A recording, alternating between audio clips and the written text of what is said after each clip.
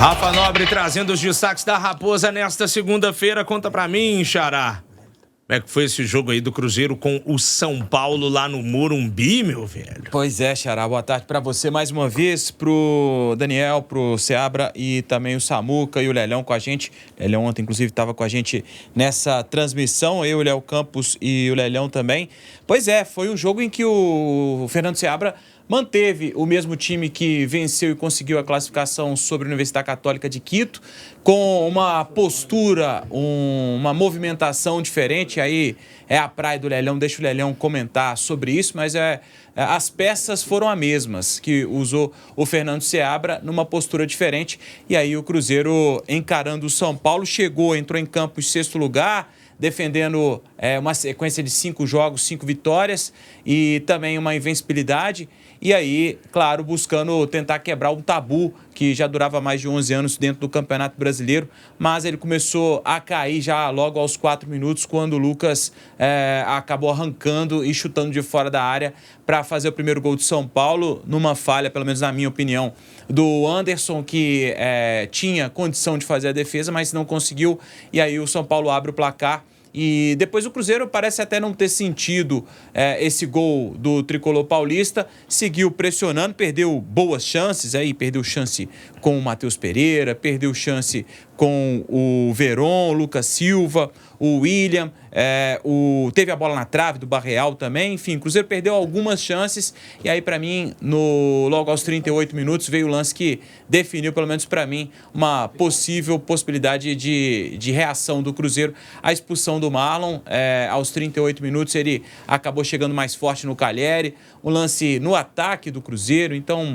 completamente foi irresponsável, foi imprudente o Marlon, acabou prejudicando o Cruzeiro. E aí, a partir disso, o Cruzeiro até terminou o primeiro tempo ainda com alguma posse de bola e até pressionando ainda o São Paulo, mas veio o segundo tempo, o Seabra tentou mexer na equipe, ele acionou o Kaique para tentar fortalecer aquele lado esquerdo, que era por onde mais jogava o Cruzeiro. Ele entrou na vaga do Rafa Silva e aí, logo aos 2 minutos, o Calheri fez o segundo gol do São Paulo e praticamente encerrou qualquer possibilidade de reação do Cruzeiro. O Cruzeiro, que agora cai para a 9ª colocação, termina a rodada em 9º colocado. Ainda depois desse gol, o Seabra acionou ainda o Robert, João Pedro, Ramiro, Vitinho, enfim, mas também não teve muito tempo e fôlego também o Cruzeiro, já que tinha um jogador a menos para tentar buscar essa reação. E aí o Cruzeiro encerra essa 7ª rodada, claro que tem os jogos ainda por fazer, esses jogos atrasados, mas encerra na 9ª colocação,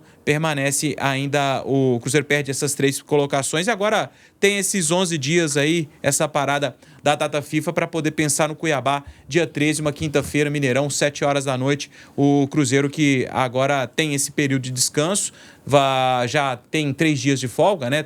Descansou hoje, vai descansar também na terça e na quarta e aí volta aos trabalhos na quinta-feira, na Toca da Raposa 2, já pensando no duelo contra o Cuiabá. A gente separou, Xará, um trecho da sonora do Seabra, que ele fala sobre o Marlon e essa expulsão do Marlon. Ele analisa e comenta até que ponto isso pode ter prejudicado o Cruzeiro. Vamos ouvir o que falou o Seabra antes da gente analisar essa partida. Eu, sinceramente, não tenho clareza do lance da disputa em si, tá certo? Então, eu não posso julgar, mas o que eu posso dizer é que o Marlon é um jogador muito responsável, muito consciente, inclusive se desculpou com o grupo no final do jogo e agradeceu o empenho do grupo pela atitude, pelo caráter e pela entrega de correr o tanto que correu, né, nesse sentido de ser leal e defender o jogador que acabou sendo expulso e deixando o jogador numa situação adversa. Então ele é muito consciente, ele está muito ciente de que o cenário ficou desvantajoso para a gente e a gente tem total confiança nele. O Marlon é um jogador defensivo, competitivo e agressivo.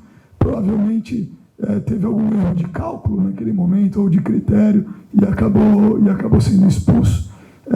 Mas não é uma tônica, é uma coisa que não é reincidiva, tá certo? Então ele tem todo o nosso apoio, né, pelo jogador que ele tem sido e pela postura que ele tem de jogador de grupo exemplar que ele tem.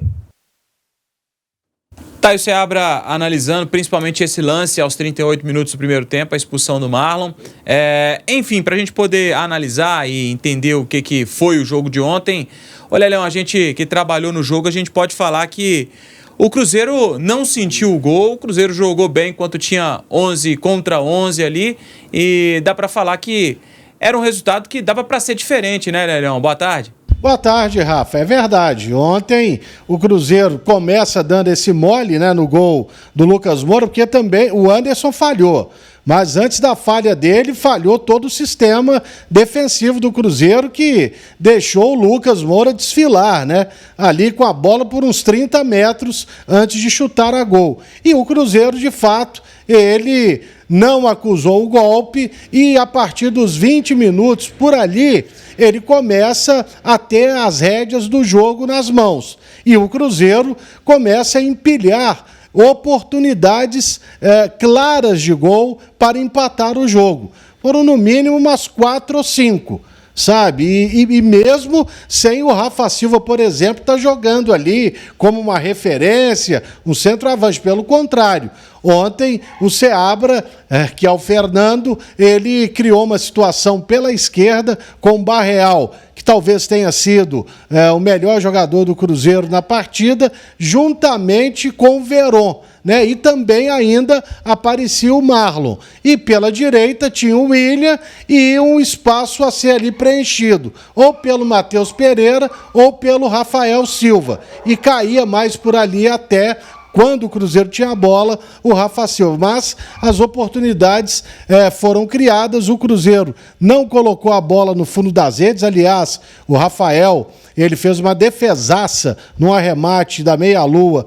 do Matheus Pereira, só que depois veio a expulsão do Marlon, que foi muito infantil, um lance infeliz dele, porque ele acaba agredindo o Calheri ali numa jogada lateral e no campo de ataque do Cruzeiro, e aí depois a vaca foi pro brejo, né?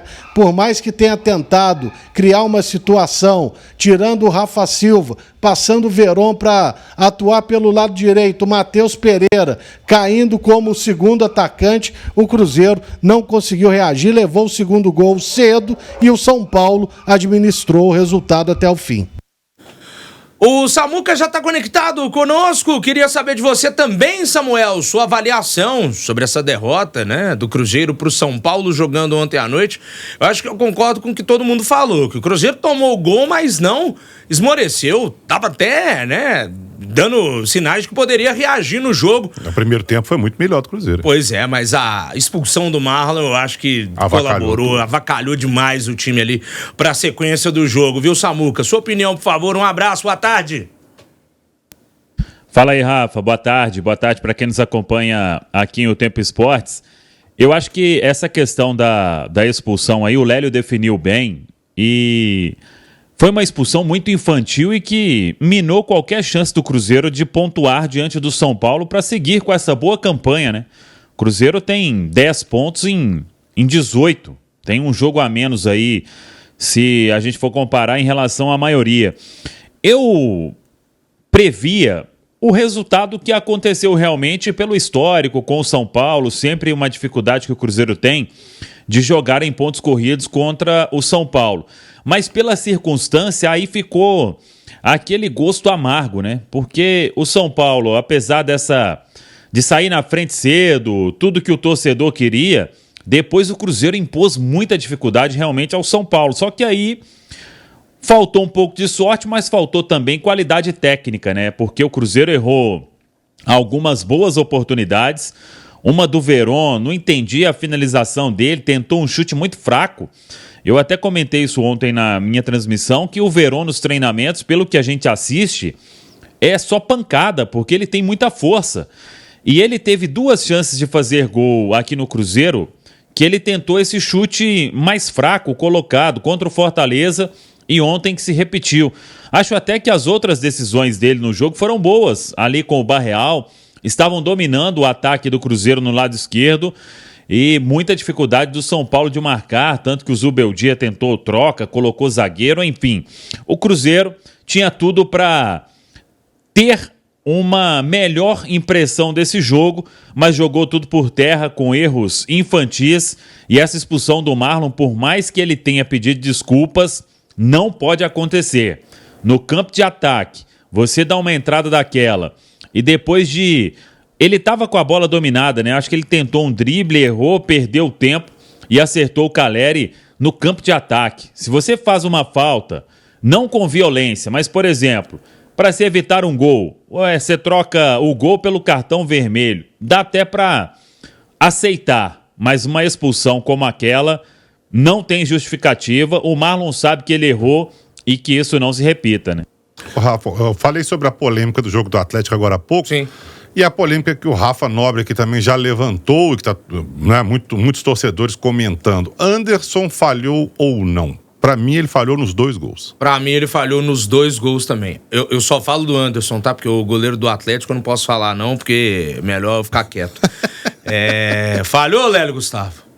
Pra mim, só no primeiro gol. No segundo, quando ele conseguiu tocar na bola, ela já estava dentro do gol. E aí, Samuca? Primeiro gol. Segundo, se fizesse a defesa, seria um milagre. Então, não considero falha. E aí, Xará? Também acho que foi só no primeiro. No segundo, acho uma cabeçada é muito difícil, né? Por mais que tenha sido perto dele, mas foi muito rápido, né? Primeiro pau, difícil. Ô, Rafa, os dois, Rafas. Eu entrevistei o Robertinho uma vez e ele falou que esse tipo de lance aí, cara, esse cabeceio no primeiro poste aí é complicado pro goleiro, viu? E ele ainda teve o reflexo de tocar na bola. Depois você pode observar, a bola já tinha entrado. Já estava praticamente dentro do gol. E se ele conseguisse chegar mesmo, é como o Samuel disse, seria um verdadeiro milagre. Por isso que eu também não considero falha. O Samuca falou de... Só pra gente encerrar aí o assunto do Campeonato Brasileiro, Xará, o Samuca falou de retrospecto só pra gente entender a força dos números, né? São, no confronto geral, 89 jogos, 23 vitórias do Cruzeiro, 44 do São Paulo, já computando de ontem, né?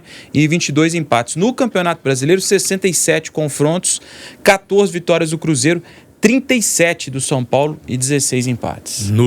É uma diferença muito grande, hein? Mas aqui, sinceramente, eu concordo com tudo que todo mundo tá falando e tem que se ressaltar muito a expulsão. O Cruzeiro estava muito bem no jogo, o Cruzeiro tomou o primeiro gol no inicinho, pra mim falha do Anderson, ok e tal, não sentiu o golpe, seguiu normal, seguiu encarando o São Paulo, poderia ter empatado o jogo, poderia ter até virado o jogo, teve ótimas chances. A expulsão do Marlon foi determinante, aí a coisa toda foi pro brejo. Jogar contra o São do Paulo. ar aí. Oi? Chamou, Samuca? Não. Segue.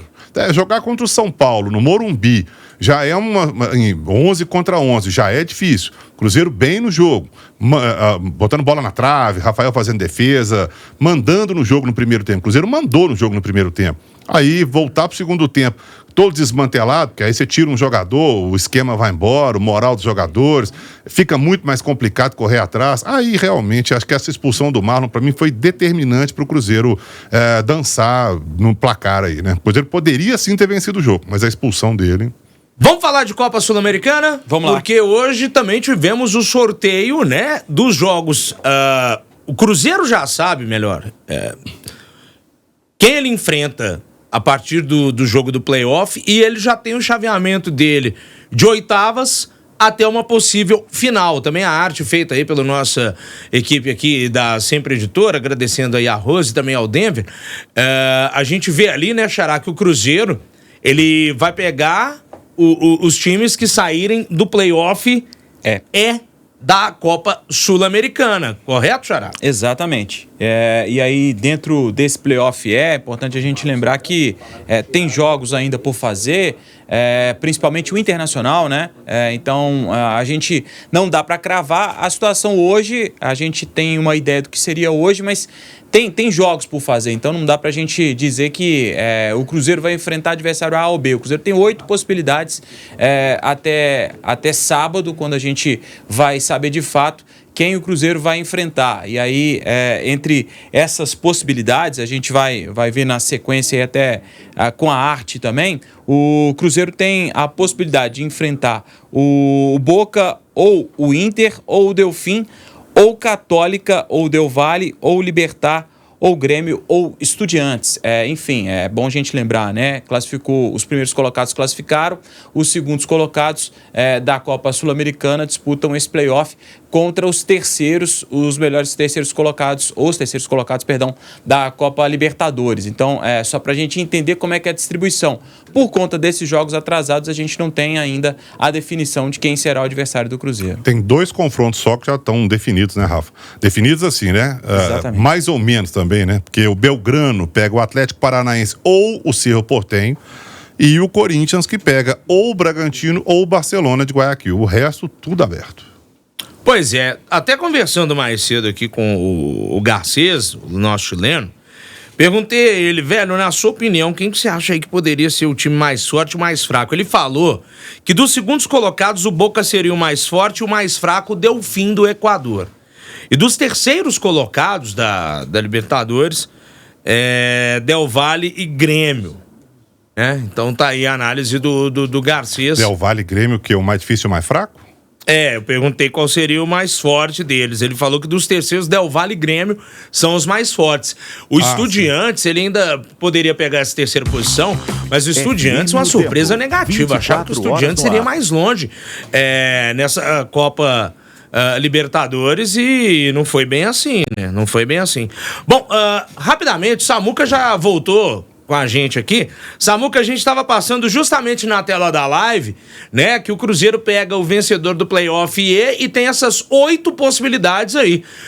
Boca Internacional, Delfim do Equador, qual outro time mesmo, Xará? Universidade Católica. Católica, já teve no grupo dele na Sul-Americana. Del Valle, Libertad, Grêmio e Estudiantes. Quem que você acha que é o mais forte aí, o mais fraco dentre as possibilidades, Samuel? Não temos Samuel? Bom, perdemos o sinal aqui. Voltando contigo então, Daniel Seabra, que a gente tá no circuito interno aí. O Delfim, com certeza. Desses aí, pelo que a gente conhece do futebol sul-americano, pro Cruzeiro pegar o Delfim, a Católica também, a Universidade Católica, não é também um bicho de 7 cabeças, tá? Pro Cruzeiro também, caso chegue, né? Caso ele passe também, tem que esperar para ver também como é que vai ser lá na frente. Mas desses aí, para mim, o Delfim ou a Católica tá de bom tamanho. A Católica ainda tem altitude, né? De Quito. Tem esse problema. Mas esse negócio aí ficou confuso, não ficou, não? O quê? Não, essa distribuição, tá, mas o Boca já tá lá, ele também tá esperando alguém pra vir jogar com ele ainda, né? É por causa dos jogos do Inter, né? Isso, depende do grupo do Inter lá. Se não Inter, tivesse acontecido, Lélia, a questão de Porto Alegre, já estava tudo mais ou menos definido. Aí ia ser o Cruzeiro contra, sei lá, Delfim ou Estudiantes, alguma coisa assim, né? Algum time que tá vindo da Libertadores com um time que tá vindo da Sul-Americana. Chutei 2 aqui, tá? Uhum. Mas é só a questão do Grêmio e do Inter, né? No caso do Atlético também na Libertadores, os jogos do Grêmio também, né? Que tá tudo aberto também. O Samuca parece que voltou. Tá me ouvindo, Samuel? Tô. Esse problema aí, ele tinha uma solução, né? Marcar o sorteio pra segunda-feira que vem. Né? Que diferença que ia fazer, Samuel? Os times da Libertadores, e você esperava os jogos do grupo do Grêmio serem resolvidos. O Grêmio beleza, joga amanhã e sábado. E resolveu. E acabou, tem os jogos do Inter também. Esperava o Inter jogar na Sul-Americana. Acabou, morreu o assunto, e na segunda que vem fazia o sorteio. O que tinha? Será que tinha algum jantar lá? As reservas já estavam todas feitas. O hotel é da Conmebol, tudo é da Conmebol. Eles iam perder dinheiro na estrutura que é toda deles, ô Samuel. Não dá não, velho.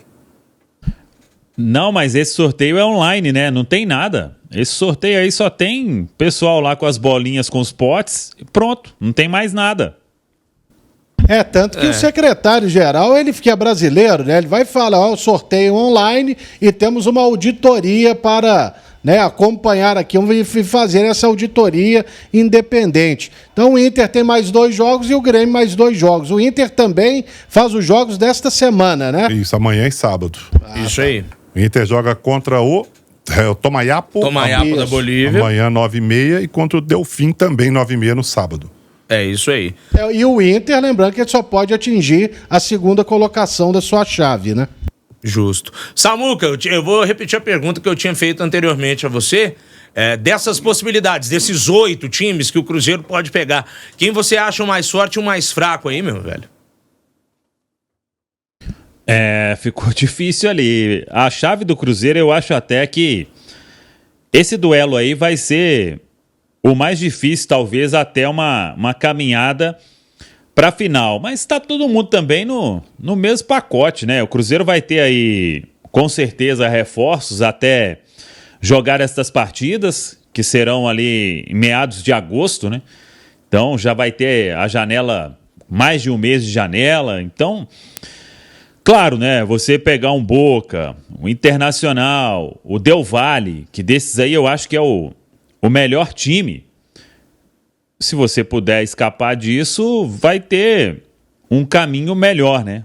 Mas, por exemplo, Delfim, a própria Universidade Católica de Quito, mas eu acho que vai ficar entre Boca Juniors e Del Valle. Aí vai ser um duelo pesado, hein? Verdade, Del Valle é um time que sempre tem chegado aí às finais sul-americana, né? Ganhou o Recopa em cima do Flamengo, o Boca não precisa nem falar, camisa pesadíssima. Então são algumas possibilidades pro Cruzeiro enfrentar aí na sequência da Copa Sul-Americana. Del Valle que veio do grupo do São Lourenço, né? Palmeiras e São Lourenço, que é o adversário do Atlético na Libertadores. Del Valle e Liverpool do Uruguai era o grupo do porco na o Libertadores. Liverpool era o que tava lá, né? Caiu lá no grupo, né? Genérico, né? Tanto que ele ficou na lanterna do grupo, né? Mas o Palmeiras lá em cima, o São Lourenço e o Del Valle. O Grêmio, assim, eu acho que Grêmio e Inter a gente tem que pensar também, viu, Lélio Gustavo?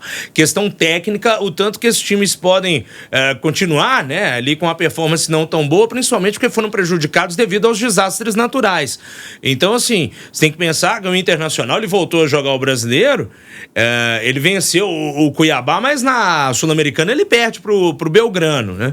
E o Grêmio dá uma tamancada no The Strongest e bota um time reserva, até porque já tá no Chile pro jogo de amanhã à noite contra o Atipato e perde pro Red Bull Bragantino. Então, assim, não tem muito parâmetro, né? E as questões aí climáticas que prejudicaram os dois, isso pode pesar e muito lá na frente, né? Pode. Mas o Renato, a gente sabe que ele prefere as Copas, né? Ele sempre dá meio que com os ombros, assim, pro Campeonato Brasileiro. Mas, realmente, é uma questão delicada. O Grêmio, ele joga a vida dele na Libertadores amanhã. Ele não pode perder o jogo. Se ele empatar, ele volta ainda vivo, né, para disputar a sua classificação à próxima etapa da Copa Libertadores. E o Inter, se perder o jogo, amanhã para o Tomayapo, ele tem 5, né? O Delfim tem 8. Ele disputaria ali, num jogo direto ainda, a sua sobrevivência na Copa Sul-Americana. Mas muita gente dentro do Inter começou meio que falar, não sei não, hein? De repente seria melhor abrir mão da Copa Libertadores. Então, vamos aguardar. A gente tem que saber qual time que o Inter vai utilizar amanhã, né? O jogo amanhã, 9h30 da noite, contra o Real Tomayapo, que é o lanterninha do grupo, na Sul-Americana. E depois o Delfim, sábado, 9h30 da noite, no Alfredo Jaconi, né? O Inter tá usando o Alfredo Jaconi aí para essa partida de Sul-Americana. Tinha usado a Arena Barueri pro jogo do Campeonato Brasileiro. Foi do Brasileiro? Não, foi da Sul-Americana, né? Belgrano foi lá. Bem lembrado, Léo. Belgrano foi lá em Barueri. Isso aí. E aí, no sábado, vai jogar em casa, porque lá tem muitos torcedores do Inter. É verdade. Xará, pra gente fechar nesse primeiro tempo da Raposa, tem mais algum detalhe por aí, meu velho? Cruzeiro de folga, né? Hoje, amanhã e quarta-feira também, volta os trabalhos na quinta-feira. E aí, já de olho nesse duelo contra o Cuiabá, numa quinta-feira, dia 13, 7 horas da noite, no Mineirão. Já sabe que não vai contar com o Marlon, foi expulso, e aí o Seabra vai pensar em qual substituto, se vai manter a ideia de Kaique, né, que foi a escolha no intervalo do jogo do Morumbi ontem, ou se pode talvez pensar na opção do Vidalba, ainda não teve muita oportunidade com ele. Enfim, vai ter tempo para poder trabalhar. Hoje, se a gente for contar de hoje até o dia 13, são 11 dias, né? E aí, pelo menos mais de uma semana de atividade o Seabra para poder pensar nesse duelo, e deve contar com a volta do Arthur Gomes.